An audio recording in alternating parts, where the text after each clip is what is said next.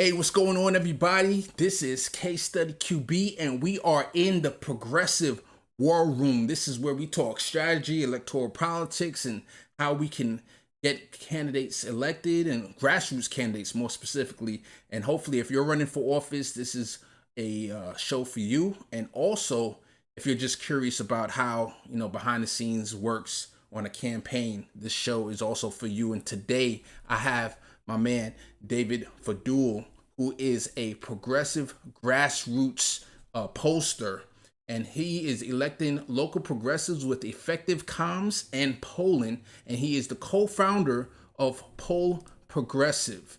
All right, and I'm going to show his website soon. But David, say hi to the people for Hello, nice to be here. Thank you so much for having me.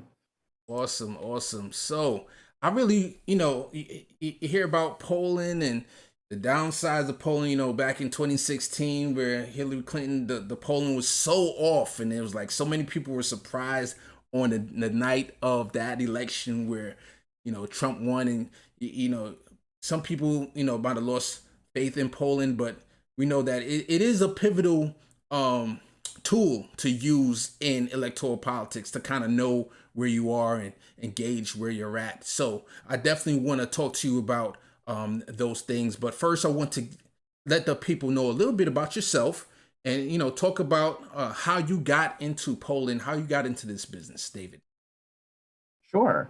So I was inspired to get into politics because of Bernie's 2016 presidential campaign. I was really, really inspired by him. And after that, I just started getting involved with local politics, first near DC, in and around DC, where I'm from. And then when I came to Boston for college, I got involved here.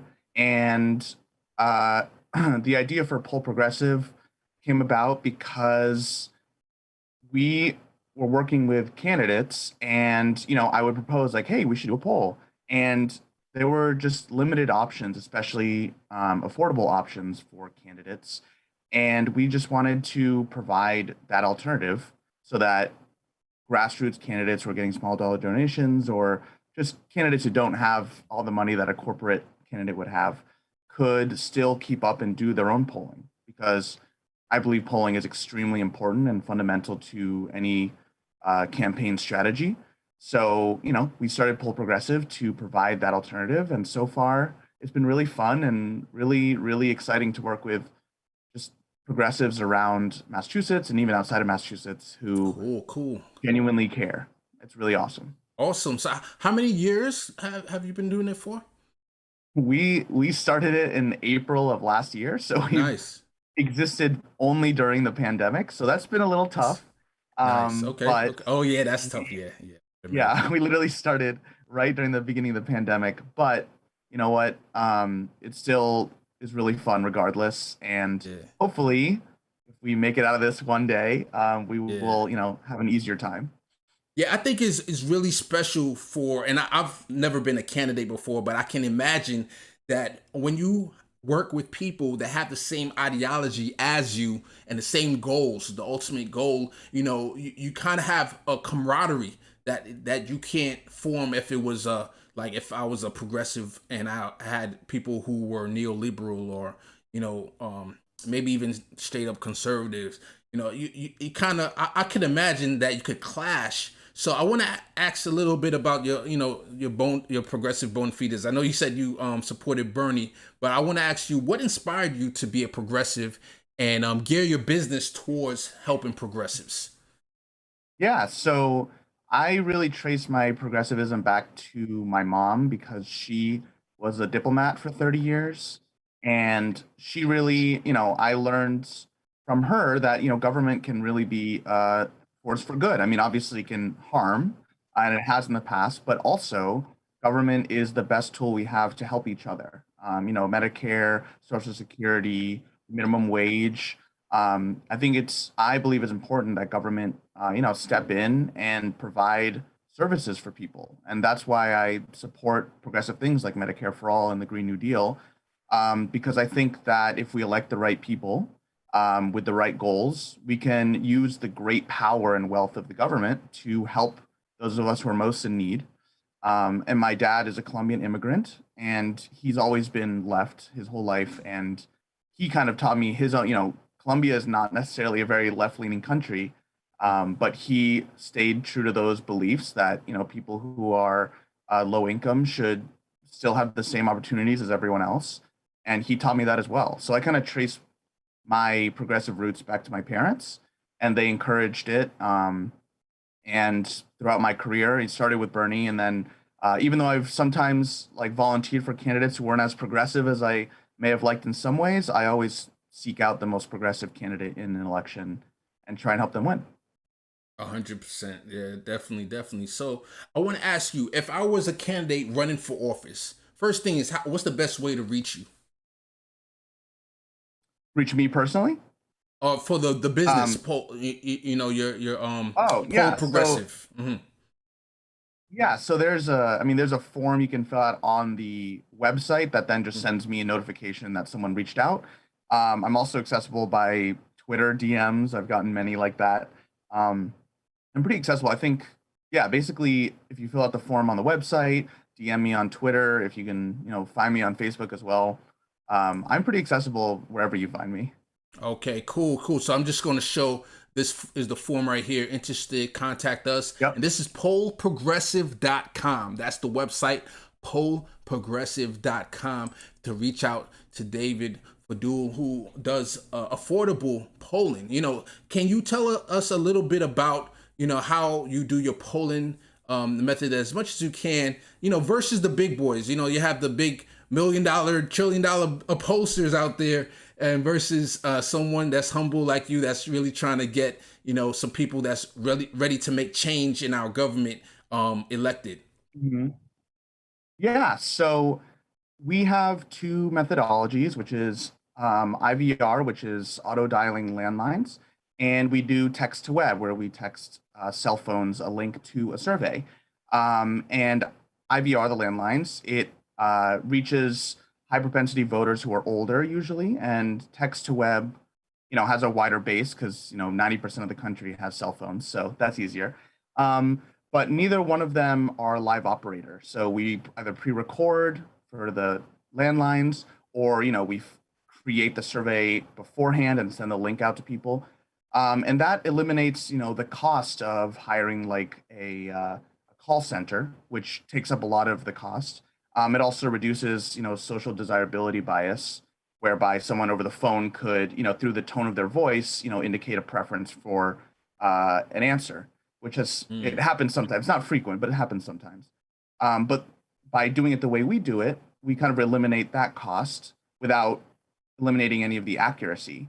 And if a campaign wants to do polling, the first thing you want to know is, what is the purpose? Why do you want the poll?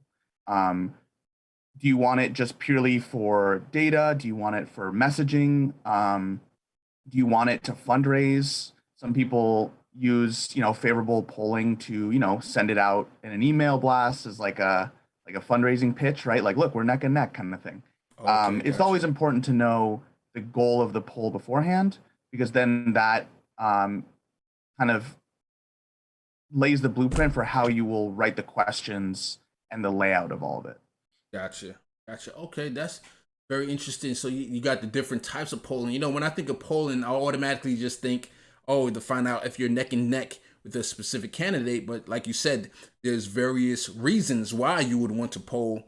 You maybe at the beginning of the campaign, you want to do one poll to see how familiar your constituents are with you, and then as you get your volunteers going and you start knocking on doors, maybe halfway through, you do another poll, and then like right before the primary or the vote, whatever vote it is, whether it's the primary or general, you do another vote. Is that correct? Is that how campaigns think about polling? Yeah, so often what message polling is usually the most helpful to a campaign, because if you think about it, take AOC for example, Mm-hmm. right here. Mm-hmm.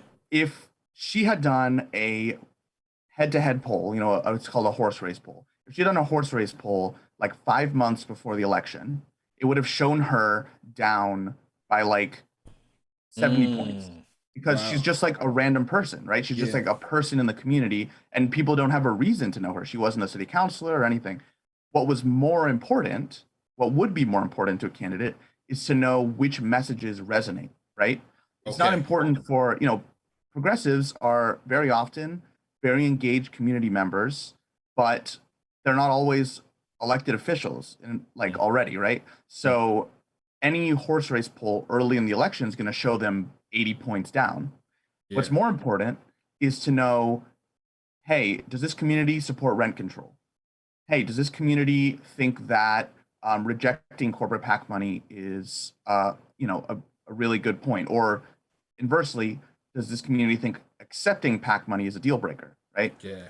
Yeah. That information and knowing how much it moves people is way more important and way more useful for the rest of the campaign than knowing that you're 80 points down. Yeah. Because message polling is data that you can use for the entire campaign. A Yeah. horse race Yeah. is more like you just know that in the moment, and then it could change in 6 months, right? So Hmm. Hmm. that's why I usually recommend message polling, because it's just data that is really useful for the rest of the campaign. And I saw one of your guests. She was talking about how messaging is kind of our secret weapon against corporatists, Yeah. and that is exactly right. Yes. We have the leg up. We don't usually have the leg up, not on fundraising, not on name recognition. Yeah. What we do have is messaging that is shown to be popular. We're on the Yeah. popular side of almost every issue. So knowing that and knowing which to focus on is our secret weapon against being outspent. Awesome. I know. I don't know if you're talking about Brooke Hines. I did a I am. progressive forum. Okay, cool. A couple days ago, and one of the things she said, not we didn't talk about it in that particular progressive war room, but it was the previous one that we did like maybe a month ago. She talked about making a contrast between you and your primary opponent, or maybe even if you're in a general, but definitely if you're in the primary opponent, most likely we want our grassroots progressive to get over the establishment, Democrat or whoever it is in that race, and making a contrast is definitely, like you just said, I'm sure that's a very important thing. And a lot of times the establishment, they don't want to touch certain topics that is probably really popular. So, for example, Medicare for all, that could be very popular in a particular district. But if an establishment knows that, one of their donors is connected to the pharmaceutical company or connected to, whatever, the big hospital in the area or whatever, or even real estate, these different topics, they don't want to touch those. But if you do polling, right, and you will find out, like, hey, what do you care about? Do you ever do that type of polling, like to say, hey, what do you care about in this particular district? It might be, we could get very local, and it might be the smog in the air, the pollution. It might be, the real estate barons that's taking over the area. You ever do any polling specifically for that? Yeah, testing most important issue is a very, very key thing because it tells you, how which issues have really bubbled to the surface that people care Yeah. about. And going back to what you were saying before, I think it's really important that progressives recognize that as much as we wish it were true, most Americans do not follow politics closely. Mm. They just don't.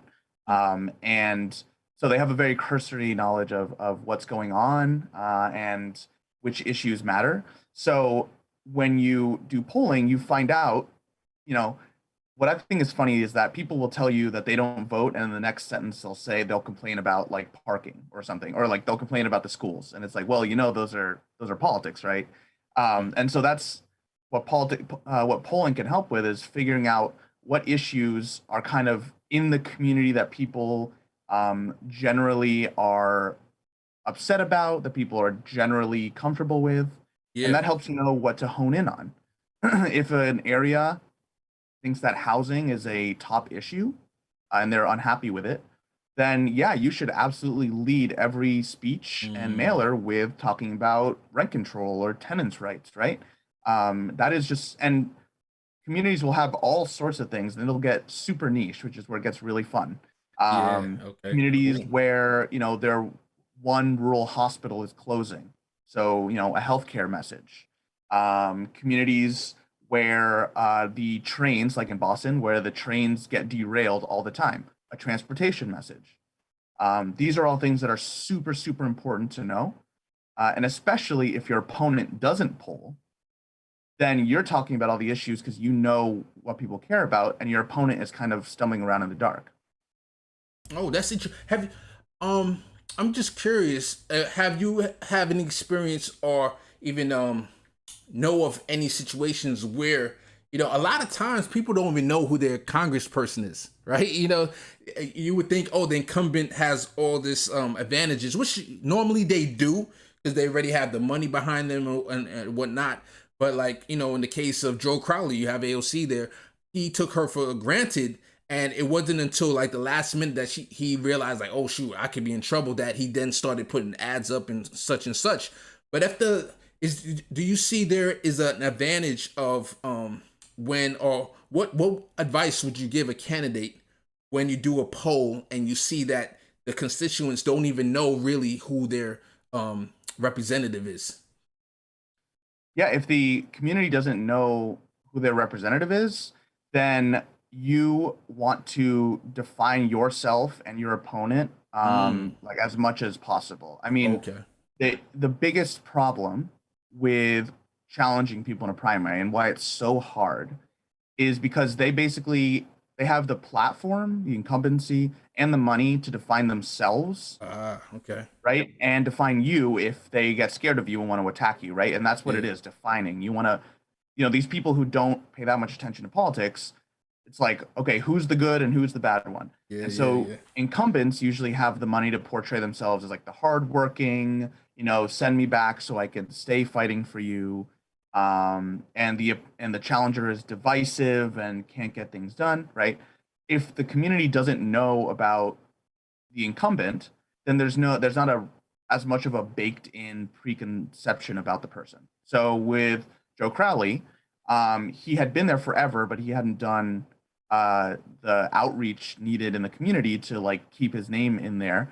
So AOC, when she said, "Oh, Joe Crowley's a corporatist," there weren't as many people to push back and be like, "No, I know Joe. He's Yeah, a very nice guy," right? There weren't those people.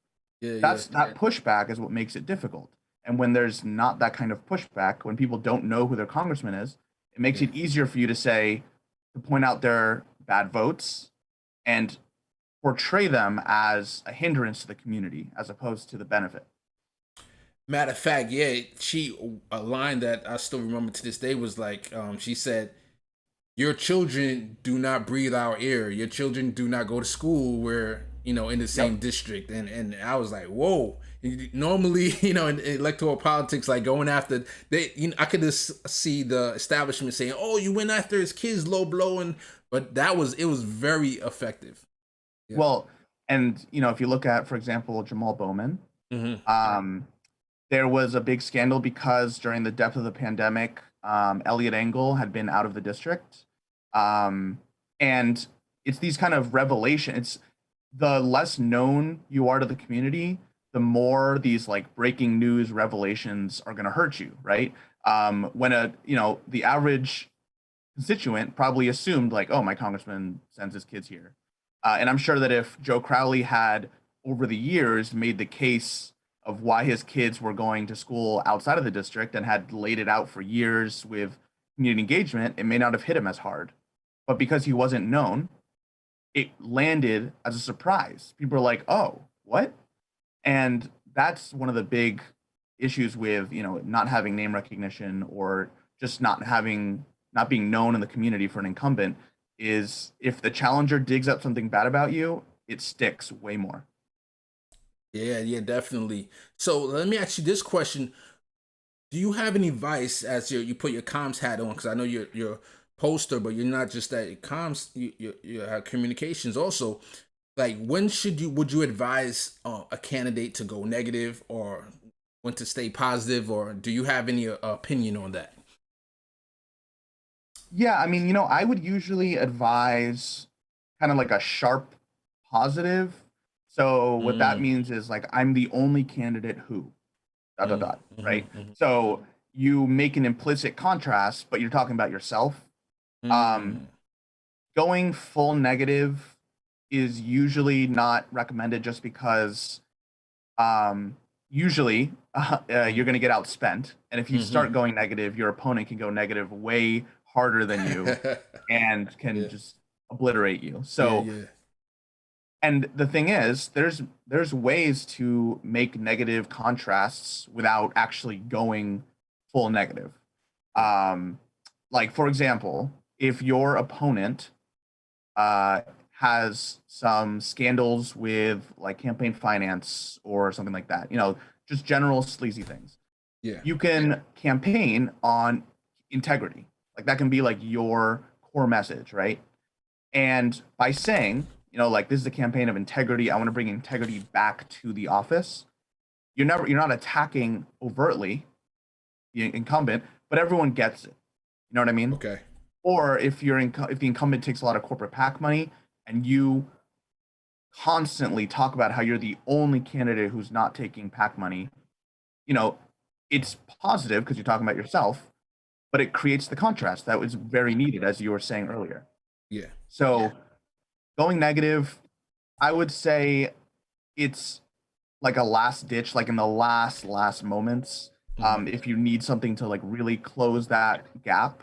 mm, Um, it's also, I guess, negative, but if your opponent does something like a huge gaffe or mm. something, like I'll go back to Jamal Bowman. When Elliot Engel said that thing that he wouldn't Yeah. care if he didn't have a primary, Yeah. I remember that. um, that is fair game. Like the Mm, biggest mm. issue with going negative is people find it, gross and Yeah. out of bounds, right? If your opponent slips up or does something wrong, and this can include a vote, Mm, then it's fair game to highlight it and just make mm, more people aware of it. That's literally your job as mm. a challenger is to highlight your opponent's mistakes because you wouldn't be running if they didn't have any, right? Yeah. So if your opponent makes mistakes and you highlight them, I wouldn't consider that negative campaigning because they brought it upon themselves. Yeah. Uh, Mm, I was door knocking on a campaign where they were trying to portray the incumbent as, moderate when he went to the district, but then he voted very right wing when he was back up in the state capitol. And during the campaign, he voted against Medicaid expansion. oh wow. And that was like their big attack on him. And that's Yeah. fair game because he did Yeah. it during the campaign. So if your opponent slips up, you should not be afraid to highlight that as long as it ties back to why you're great. So, for example, Jamal Bowman, when Elliot Engel said, I wouldn't care if I didn't have a primary, Jamal Bowman could say, look at that out of touch comment, compare that to me. I'm a principal in the district. I'll never in this district. Yeah. So it kind Gotcha. of returns back to you at the end of the day, and that's important. Gotcha, gotcha. So definitely the fact that it was on camera too, that made it even that much more powerful. Yeah, The yeah, the ad wrote exactly. itself. You Yeah. just gotta play that footage, and that's it. So here's an interesting one because we talked about when the candidate or the incumbent is not really known in the district. But what about like should you mention their name in your pamphlets and let's say they're not known, if they are known then you want to definitely mention their name so you can build that contrast. But what if they're not even known in the district, then should you mention their name, and or when should you mention their name if you should? Usually I wouldn't advise negative campaigning like at the door, like when you're Mm, canvassing. Usually you want to stick to just yourself because mm. if they're unknown, you don't want to give them any more name recognition, right? Exactly. Okay, I If was curious they're about that. Okay. yeah, Go ahead. if the congressman is just not known, Mm. then stay unknown. I will become more known than you. And then on election Okay. day, people Okay. walk into the booth and they'll be Yeah. like, "Oh, there was a congressman this whole time. That's so weird." Anyway, Gotcha. um, Gotcha. so if it's usually best. That's why it's best to talk about yourself and provide a positive alternative. And that's actually something I think Bernie really exemplifies is Mm, the the best thing to do is provide something for people to vote for rather than against. mhm. So if the incumbent has given you the gift of being unknown and making bad votes, then you should talk about yourself and how you would vote differently. And you can make the sharp positive contrast saying like I'm the only candidate who supports Medicare for all. I'm the only candidate who, doesn't take PAC money. Yeah. You can make those, but I wouldn't give their name any more airtime than it needs to. Cool, cool. Just want to give a shout out to in the chat, James Root. Much love. He said, wow, that AOC poster back there isn't aging well at all. LOL. And then he said, smash the like if you step in here. Don't be rude. So much love. I know some people got beef with AOC, especially with the recent vote of present, on that Israel, the vote for Iron Dome, the $1 million. So I hear what James Root is saying. So I want to ask you this question, right? Let's flip it because we've been coming from a challenger perspective, right? What if somebody, all for nothing 388, much love to you. Thanks for the like. What if you're the incumbent? You are the progressive incumbent. Let's say you're AOC or somebody. Like, how would they use your services or what difference in mindset would change, David? Well, I would say if you're an incumbent, you usually want to test, same thing you would test as a challenger. You want to see where your vulnerabilities are so you can shore them up. Mhm. Maybe you would test different things that you've achieved and then see which one of those play the best so you can really hammer on those. Mhm. For example, if you got more funding to community health centers in a Mhm. bill, Mhm. I would test to see like how popular that is, and I'm Oh, sure it would okay. be quite popular. And Mm. then you could go around the district and you could, do press conferences at a community health center highlighting that. So polling, it really is what you make of it. I mean, if you're Mm. an incumbent, you can see if people are, have favorable, unfavorable view of you, Mhm. their general view of Congress in general. It'd be good to know, do people think that government has been working for them? Um, People generally have a more positive view of their own representative than of Congress as a whole, Mm. but that's still good to know. But yeah, as an incumbent, you really kind of want to test how well your achievements play out Mm. in the district. And if you don't have Yeah. that many achievements yet, because you're like a Yeah. first term legislator, then you would want to maybe test bills that you've introduced that haven't been passed yet.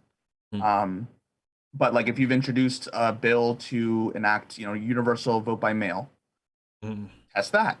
Mhm. Um, Mm. it also, by the way, if you have very positive responses from that, then you can make those results public and say, people want this bill to Mhm. pass, and kind of use that to build momentum for your own legislation.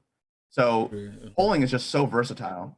Cool, cool. Let me give you this case study. And if you don't want to answer this, that's fine. I just want to throw this at you. Okay, you get a call from AOC's campaign manager, and they said, hey, David, we've been getting hit with this last vote, and we're preparing for next year's election, and we really want to see where we're at.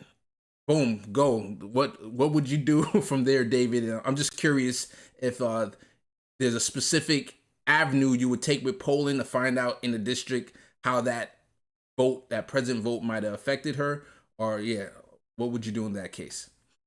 Yeah, I mean, honestly, Mm. I would probably want to find out how many people even know about this vote. Ah, okay, okay.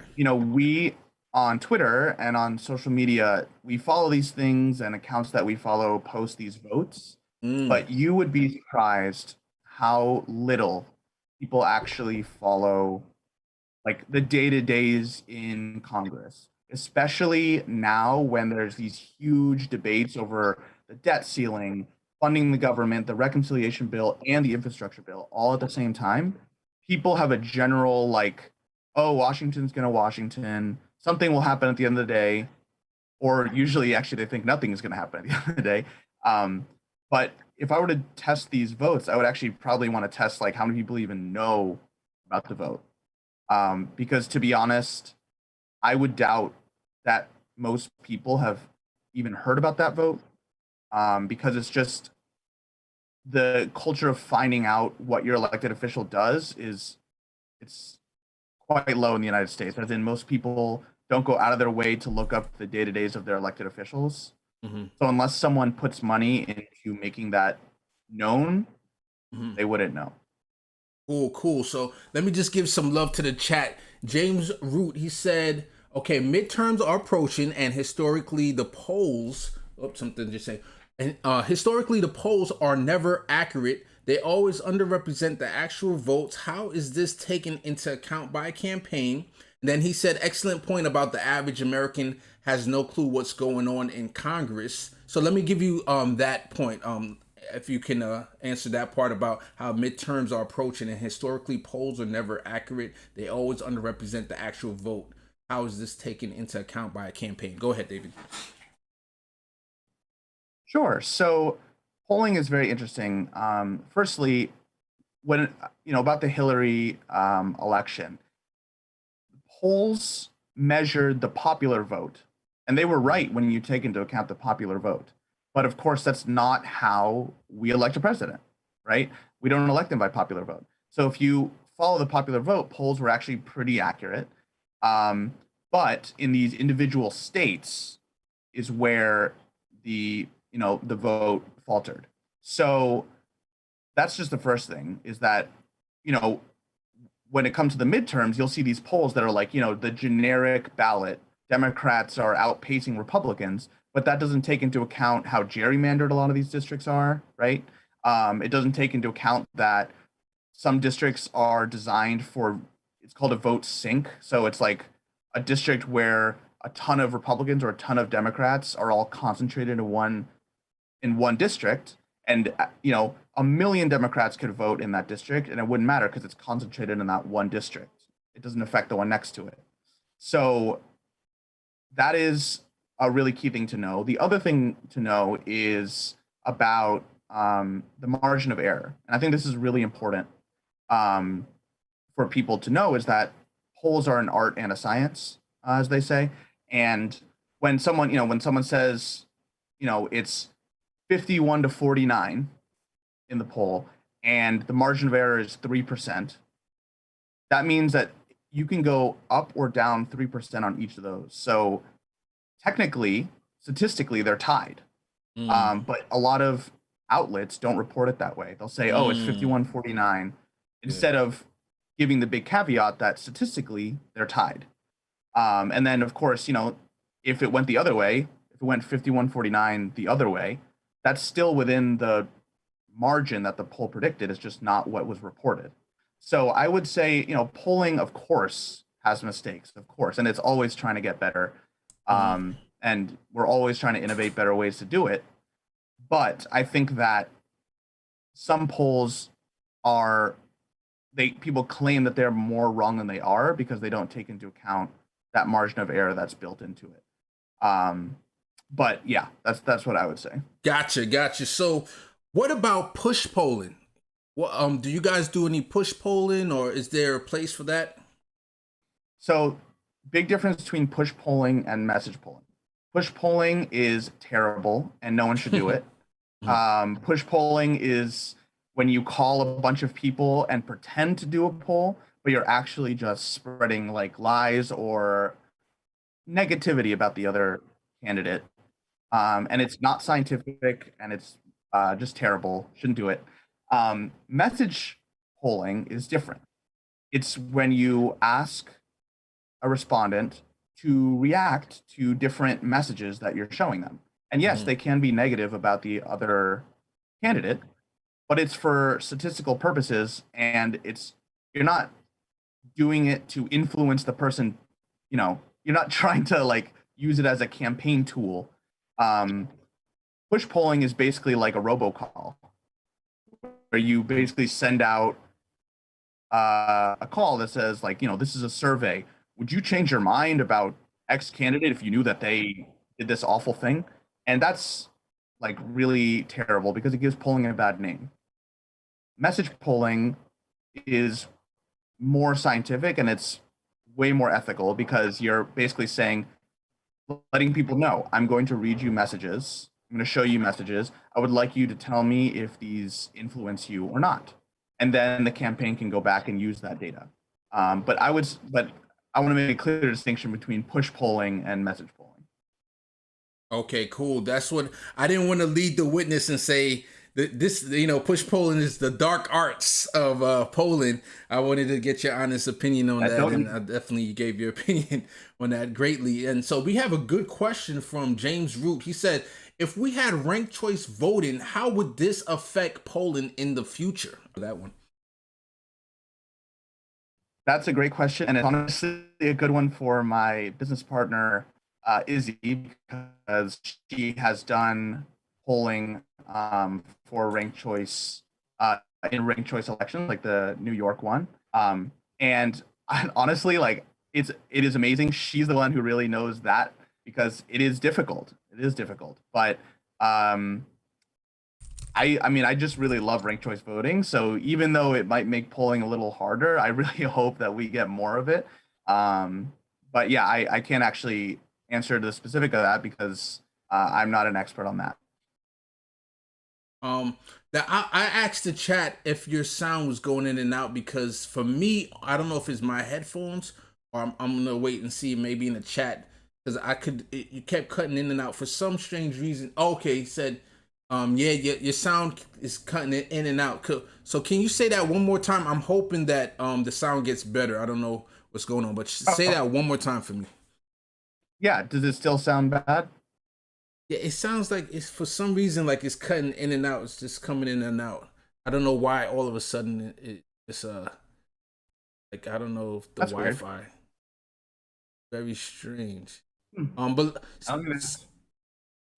okay, so sounds okay over here. All right, so just say one more what you just said. I think I kind of heard that you said you had a friend that is in New York City where they just implemented ranked choice voting. Right. My colleague Izzy, my business partner. Oh, your business partner. There you go. Okay. Cool. She has done polling for ranked choice voting, but I am not. Like, I would defer to her on that one because I actually don't know exactly how you would alter polling methodology for ranked choice voting. It is amazing, but I really I am not an expert on it, so I wouldn't be able to give you a good answer on it. Let's do this, David. If you can maybe jump out and jump back in, I want to see if that would help out. So jump out of the Zoom and jump back in, and I'll just talk to the chat real quick while you do that, and hopefully when you come back, it'll be better again, right? Because I definitely want to continue the conversation. Yeah, so All for Nothing, thank you for joining. James Root, thank you for joining on YouTube. I'm hoping that we could get him back. I'm super interested in this. That's one of my passions. I think a lot of people in the left media, we all have our position to play. We have the TYTs of the world, the Jimmy Dores of the world. We have the Fred Hampton leftists. We have Humanist Report, David Dole, all these different people that, they play their parts in this left ecosystem. And I think that I'm trying to fill the void, and it's a little bit of my passion, which is electoral politics, which, how to run, how to strategize, and how to, help progressives run for office. So I'm trying to think, if I was somebody running for office, like what information would I want to know? And that's how I think about these things. So it's showing me here. Let me put David back up there. And, hello, is my audio any better? I'm gonna let you talk. I heard it glitch again real quick, but I'll let you talk some more, and hopefully we'll see if it worked. Let me see if I could. There we go. Okay, I think you're back in place. It had me up there for a second. Okay, there we go. That looks good. All right. So, the next thing I want to ask you is, I think somebody else had a question in the chat, if I remember. Okay, so let me ask you this question: where do you see the future of polling? Like any new methods, or anything that could be coming on the horizon? And let me ask you that question: the future of polling. I think that polling will probably, I mean, I envision it moving more towards, texting and being involved with cell phones. I mean, I think we really are moving towards a world where landlines are being more and more cut. And although a lot of people still have landlines, I do want to make that clear. People will say, "Who has landlines anymore?" And I say, "Voters have landlines." Okay. But I would say polling probably moving more towards text to web. I think is a really good technology of the future, just because more and more of us are getting cell phones, and the more we get cell phones, the more people are going to need to reach people in unconventional ways. A lot of people don't like having phone call conversations anymore, and people feel more comfortable expressing their opinions over text. So I think that's probably one. Um, but I know people are experimenting with all different ways. People are even doing sending mail. Like people, they'll send a postcard in the mail that says, "We're going to poll you in like 2 days, so be ready for a call." I know. I think CNN was doing that. Just all kinds of different ways and experimentation, which I think is really cool. Cool. Cool, man. That's awesome. How can Oh, I think I asked that. I was going to ask how can Grassroots contact you, but I asked that question already. Can you just um yeah, let me know if you can't answer this question, that's fine, and maybe it's per candidate. But how much would a typical um polling cost? As if I'm a Grassroots candidate and I want to kind of know, should I even be reaching out to David, or maybe I should save up some money before even wasting your time? Like I don't want to waste your time if I'm not in that price range. So, can you answer that question? Yeah, it's really, really difficult to answer Hmm. without knowing like all of the different factors, like Hmm. methodologies, how big is the survey size you want, how big is the pool of people we're calling. Hmm. So it's hard to like give you an exact price, but I mean, it is like a couple thousands, like, it's going to be in the thousands, not hundreds, thousands. Hmm. So, people should be ready to set aside a couple thousands for polling. It's an Hmm. investment. Yeah. It is even affordable. Compared to Hmm. there's some polls that it costs like 50,000. Like no, no, no, not that. Oh, But okay, gotcha, gotcha. not that high. Definitely way way Hmm. less than that. But Okay. you know people should be prepared to invest a couple thousands into polling. Hmm. And when people and I say affordable and some people are like wait in the thousands, it's really, I mean, first of all, that's just like how much it costs to get the sample and conduct the polling. Hmm. It's in the thousands, but it's also one of these things that I call it's just like an investment, a stitch in time saves nine kind of thing.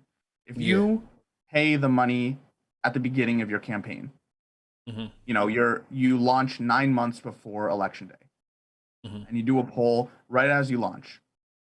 Once you've paid that money and you have your message,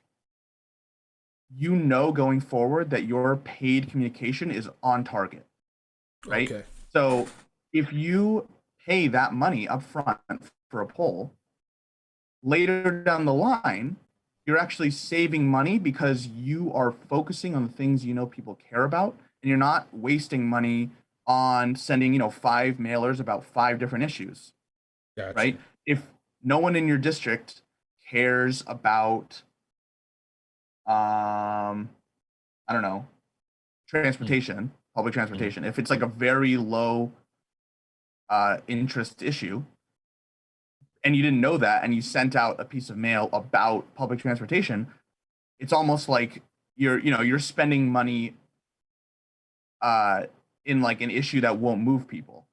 If you Mhm. spend money early on the poll, then you can send mailers on housing, green energy, and social security. Bam, bam, bam. You know that people care about those issues, and your money is well spent. So Mm. that's what I would say. Okay. Awesome. Awesome. That's really good to know, and a good ballpark to know. Okay, you want to invest a couple of have a couple G's, and that's, is it like per poll, or is that just to get you as a company and have that like the first two polls, or I'm just curious. It really depends on It- what mm, the candidates want. mm, Some people just want one poll at the beginning and mm. that's it. Okay. Some people will want one poll at the beginning and then some polls closer to election day to see any movement Okay. in the electorate, right?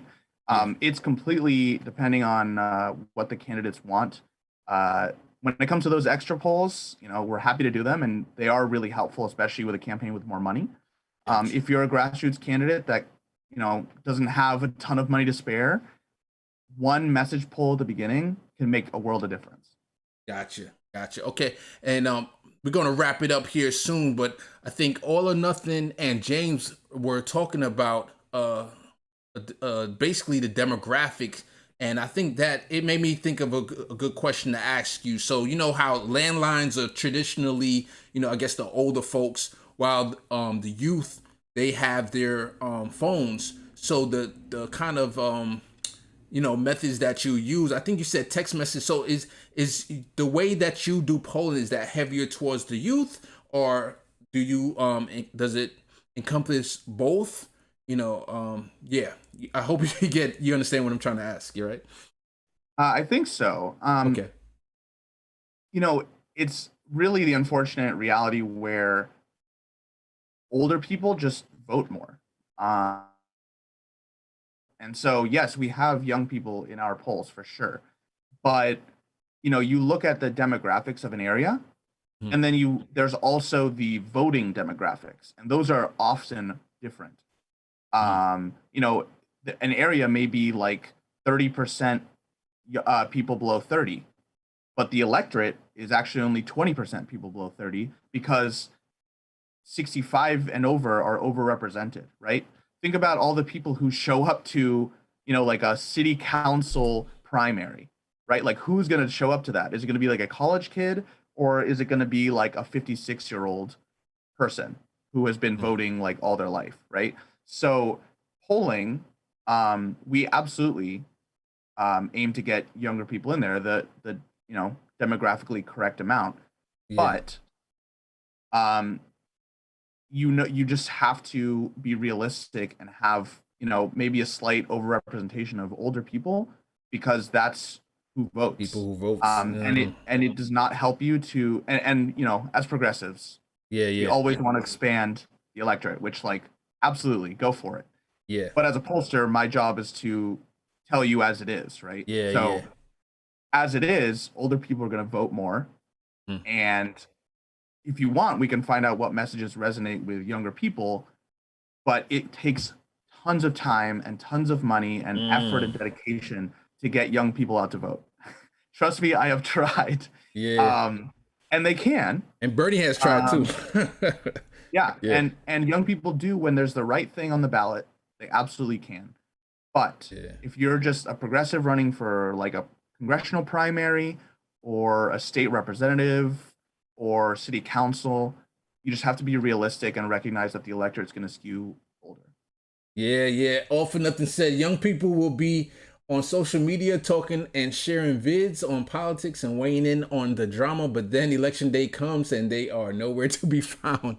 All That's right. exactly right. And James, this is the last question. So from the chat, and then we're gonna head out of here. I thank again David Fadul so much for his time.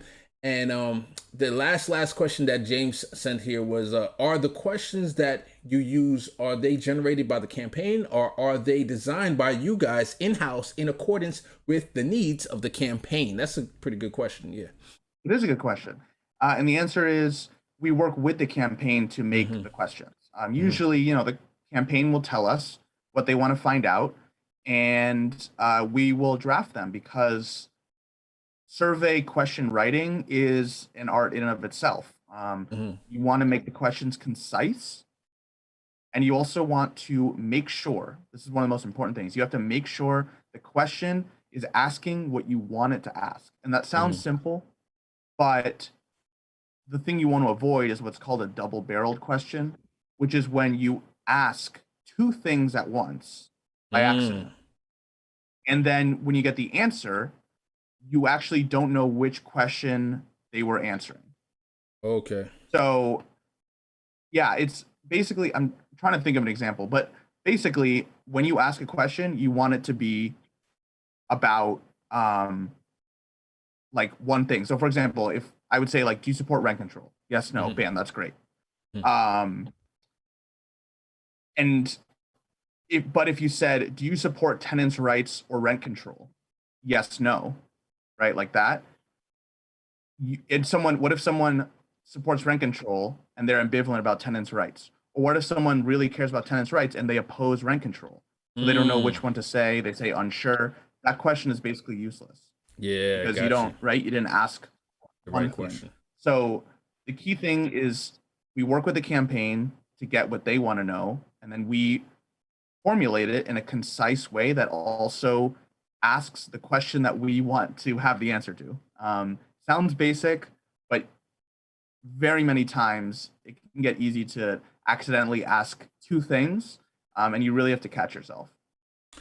Man, David Fadul, thank you so much for that. Let me show your website one more time on the screen, and this is pollprogressive.com. And if you are running for office, definitely check him out. And there's a form that you can fill out, and he'll get back in contact with you, or you can contact him on Twitter. You can DM him, and here he is again with his handle, David_Fadul. Thank you so much for your work and your activism, and just I think that I definitely want to have like progressives who are consultants in other fields, and I want them to come on the show, so that there's a lot of grassroots candidates who are out there in the wilderness and they're learning about this stuff for the first time, and I'm hoping this could be a great resource for them to learn more. I know I've learned a lot, and I enjoyed you, and I hope All for Nothing 388 and James Root in the chat, I hope you enjoyed this show. And until next time, I'm hoping to do another Progressive War Room with Brooke Hines maybe in another month or so, just to let everybody know. And then every Monday at 8 p.m. Eastern Standard Time, we have our Political Junkies, news show with my guys. There's about 6 of us. We have fun talking politics. And before I go, David, any last thing, anything you want to plug before I let you go? I would just say that I love politics, and I love elections, and I love helping people who are passionate about their community get Mm, into positions where they can, enact policies that can help people. awesome. And we progressives, the first thing before we can do any good for people is we need to win. So Awesome. Yeah. I'm looking forward to helping people win. And thank you so much for hosting me and doing what you do. I love seeing the clips on Twitter. Oh, appreciate that. And All for Nothing says, shout out to Case Study QB. I appreciate all the work you do. Thank you so much. James said he'll be there. Hopefully to see you on Monday night. And the last plug I have is the peoplesgauntlet.com. Peoplesgauntlet.com.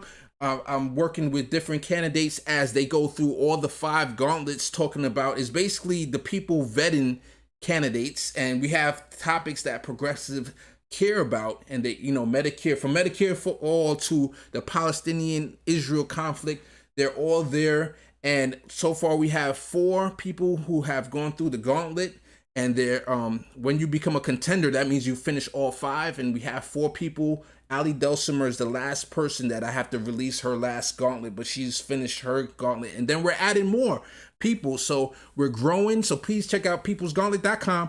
And there's a new website coming soon featuring the candidate pages. So instead of going right now, if you want to look at their videos, their gauntlets, you have to go to YouTube, type in People's Gauntlet, and we have our YouTube channel with all their videos there. But soon, you're going to be able to go to peoplesgauntlet.com/Amani Oakley, or peoplesgauntlet.com/Juan Paredes, or etc. Ali Dulcimer, and you'll be able to get a one-stop shop to all their videos and all their topics. And then we have a phase 3 coming down the line. I'm very excited. We're going to be changing the game of political politics, progressive politics. And are we going to have a services page that I'm going to ask David if I have his permission to put him on that services page, because I want to have a page on the People's Gauntlet, which is for candidates, right? I want to have a resource so that they can go there and find, Brooke Hines is going to be there as a political consultant, and she's a progressive political consultant, and other people as well. And I'm hopefully to build that list of people that have our ideology, people that we can trust. We know they're not going to try to betray us for the establishment or for, whoever it is that they could be against. Let's say Bernie was running and against Hillary Clinton, and she just had all her technicals in all the different consultants that who knows if they sabotage Bernie. That's just a conspiracy theory. I don't know. We don't have to get into that. But anyway, thank you so much, David. Thank you for coming on the show. And maybe we could do this again in the future. Definitely let me know if you're down to do it. And thank you for coming All for Nothing, James Root, everyone in the chat. Much love to you. Have a good Thank you so much, everyone.